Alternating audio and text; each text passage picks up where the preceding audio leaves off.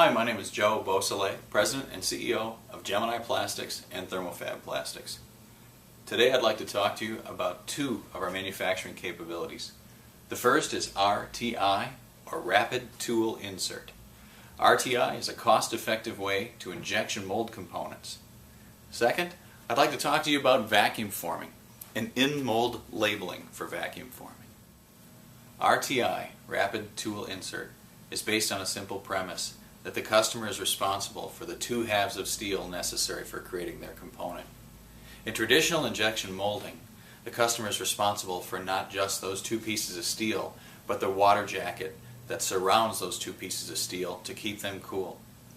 Gemini Plastics has 4 mold bases that we interchange customers' RTI units in. Keeping a more even and consistent wall thickness is suggested to be sure that you minimize the amount of shrinkage or sink in the wall of your component. Sometimes for thicker walled components, as you can see in this component piece, there's a sink to the top of it. In this customer's case that wasn't an issue, but in yours it may be. So in RTI, or as a design practice in most injection molded components, it's a good idea to keep an even and consistent wall thickness. And that's RTI, Rapid Tool Insert, a cost-effective way to injection mold plastic components. And now I'd like to talk to you about vacuum forming and in-mold labeling for vacuum forming. Thermofab Plastics' focus is in thick gauge industrial componentry. Typically we're using 2 different materials. The first is ABS, which is often used for interior components. ABS is a dimensionally stable material. The other material we often use is high molecular weight polyethylene. High molecular weight polyethylene, though not as dimensionally stable as ABS, has good impact resistance and typically used in more abusive environments.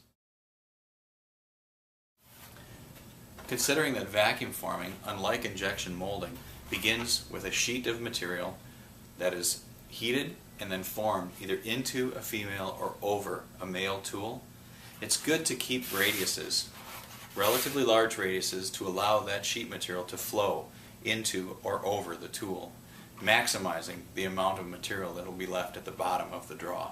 Undercuts and reveals are typically not designed into a vacuum form component. However, they're not impossible. Typically it's a good idea to stay away from undercuts and maintain a good draft angle. In-mold labeling for vacuum forming. To my knowledge, Thermofab Plastics is the only vacuum former with the capabilities of doing in-mold labeling. In-mold labeling is created by placing the graphic into the bottom of the tool. With heat and pressure, the label is then permanently affixed to the part. No more stickers falling off of polyethylene parts.